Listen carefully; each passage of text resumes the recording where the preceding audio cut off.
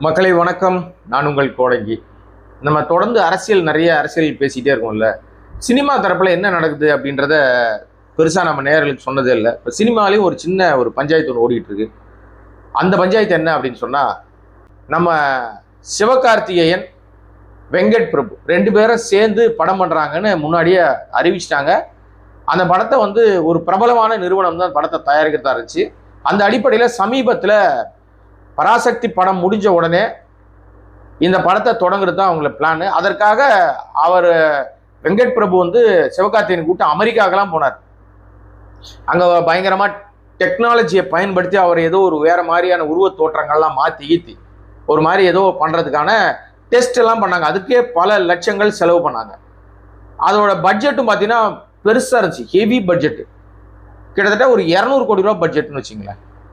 ஆனால் அவ்வளோ பெரிய பட்ஜெட்டில் இது வரைக்கும் அந்த பட நிறுவனம் அப்படி படங்கள்லாம் பண்ணதே கிடையாது. அவங்க ரொம்ப ஷார்ட் அண்ட் ஸ்வீட்டாக, ரொம்ப கன்ஸ்ட்ரெயினாக, கட்டுக்கோப்பாக, கைக்கு அடக்கமாக தான் படம் பண்ணுவாங்க. ரொம்ப திட்டமிட்டு படம் பண்ணக்கூடிய கம்பெனி அவங்க. ஆனால் அவங்களுக்கு இது ஒரு பெரிய மார்க்கெட்டில் பெருசாக இருக்கும் போல இருக்கு. இவ்வளோ பணம் செலவு பண்ணிட்டு நம்ம பட்ஜெட் கணக்கு போட்டு பார்த்தா திரும்ப எடுக்கிறதுல சிக்கல் வந்துடும் போல இருக்கு அப்படின்னு அப்படியே கொஞ்சம் சுணக்கம், தயக்கம் அப்படின்னு ஓடிட்டே இருந்துச்சு. அப்புறம் ஒரு கட்டத்துக்கு மேலே வெங்கட் பிரபுவோட படம் சிவகார்த்திகேயன் பண்ண மாட்டாரு அப்படின்ற மாதிரி ஒரு டாக் ஓடிச்சு. இல்லைங்க கண்டிப்பாக பண்ணுவாருங்கன்னா அவரும் அப்படியே இருந்தார். திடீர்னு பார்த்தா சேயோன்னு ஒரு படத்தை அனௌன்ஸ் பண்ணிட்டாங்க. அந்த படத்தை தயாரிக்கிறது யாருன்னு பார்த்தா நம்ம கமலஹாசன் அவர்கள், ராஜ்கமல் ஃபிலிம்ஸு. அந்த படத்துக்கு போறாரா அப்படின்னா ஆமாம் போறாருன்னு ட்ரெய்லர் வந்துருச்சு. சரி இல்லைங்க ட்ரெய்லர் தான் வந்திருக்குங்க, இந்த வெங்கட் பிரபு படம் முடிச்சுட்டு தான் அதுக்கு போவார் அப்படின்னாங்க. அப்புறம் பார்த்தா அனௌன்ஸ்மெண்ட் வந்துருச்சு, ஷூட்டிங் கிளம்பிட்டாங்க. அனௌன்ஸ்மெண்ட் 18ஆம் தேதி போட்டு அது ஒரு வேலை பார்க்க அது நடக்க ஆரம்பிச்சிருச்சு. இதுக்கு இடையிலேயே வெங்கட் பிரபுவோட கம்பெனி அந்த நிறுவனம் என்ன சொல்லிச்சுன்னா, நீங்கள் இந்த பட்ஜெட்டை கொஞ்சம் ரிவைஸ் பண்ணிட்டு வாங்க, நான் சிவகார்த்திகேயன்கிட்ட பேசுகிறேன், அவர் தேதி வாங்குவோம் நம்ம அப்படின்னு பேசும்போது என்னென்னமோ பண்ணிக்கின்னு உருட்டி பரட்டி கொண்டு வந்தாங்க. கொண்டு வந்து பார்த்தா அப்பவும் வெங்கட் பிரபு போட்ட பட்ஜெட்டுன்றது ஒரு 20 கோடி ரூபா வரைக்கும் தான் குறைச்சிருக்காரு. எங்கேயோ இருக்குது, மலைக்கும் மடுவுக்கும். அவங்க பார்த்தாங்க இது ரொம்ப காஸ்ட்லியாக இருக்குது, இப்போ நம்ம அந்த படத்தை பண்ணுறது கொஞ்சம் சிரமமாக இருக்கும், அதனால் இப்போதைக்கு அந்த படத்தை நம்ம பண்ணுவதுலேருந்து தள்ளிட்டு இன்னொரு நாள் இன்னொரு சமயம் அந்த படத்தை நம்ம பண்ணலாம் அப்படின்ற மாதிரி ஒரு திட்டம் இருக்குன்னு சொன்ன நேரத்தில் வெங்கட் பிரபு மட்டும் இல்லை, அந்த படம் நடக்கும். அந்த படம் நடக்காது. ஆனால் அந்த பட நிறுவனத்துக்கும் சிவகார்த்திகேயனும் போடப்பட்ட ஒப்பந்தம் இருக்குல்ல, அது நடக்கும்.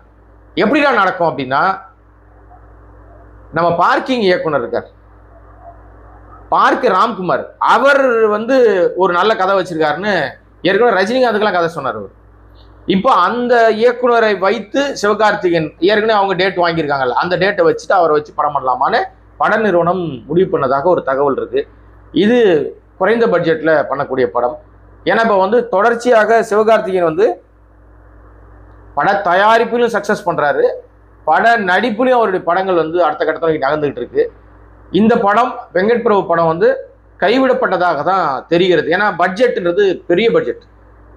அந்த பட்ஜெட் வியாபாரத்தில் எடுக்க முடியுமா அப்படின்னு அந்த நிறுவனம் கணக்கு போட்டு பார்த்து அது நடக்காதுன்னு தெரிஞ்சதுனால அவங்க அதை தள்ளி போட்டிருக்கிறதா சொல்கிறாங்கன்றதை தாண்டி இப்போ இந்த டாக் வந்துருச்சு. ஏன்னா ராம்குமாரும் சிவகார்த்தியும் சேர போகிறாங்க. இப்போ செய்யவர் முடிஞ்ச உடனே அடுத்தது அதுதான் போகிறாங்க அப்படின்றாங்க.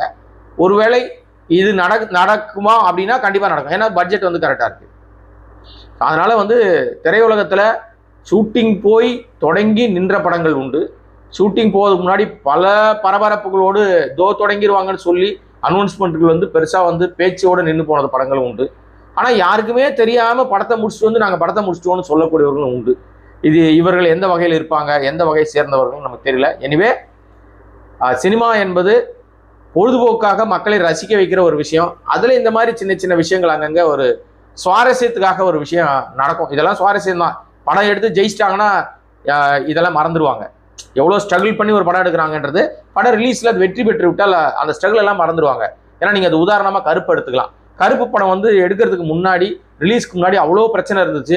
இயக்குனருக்கும் தயாரிப்பாளருக்குமே நிறைய முரண் இருந்துச்சு, ஹீரோவுக்கும் இயக்குனருக்குமே நிறைய முரண் இருந்துச்சு. ஆனால் படம் வெளியாகி பெரிய சக்கப்போடு போட்டு இன்னைக்கு பெரிய லெவல் ஹியூஜ் வருமானம் பார்த்துக்கிட்டு இருக்கும்போது எல்லாரும் அதை மறந்து கொண்டாடிட்டு இருக்காங்க. இதுதான் சினிமா. மக்களும் அதை ஏற்றுக்கிட்டு ரொம்ப சந்தோஷமாக ஹாப்பியாக இருக்காங்க. வேறொரு சந்தர்ப்பத்தில் வேறொரு வீடியோவில் சந்திக்கிறேன். அதுவரை கோடிங் வாய்ஸ் சேனலை சப்ஸ்கிரைப் பண்ணாமல் பார்த்துட்டு இருக்க அன்பு நண்பர்களே, உங்கள் ஆதரவினால் மட்டுமே நடத்தப்படுகிற சுயாதீன ஊடகம். நன்றி, வணக்கம்.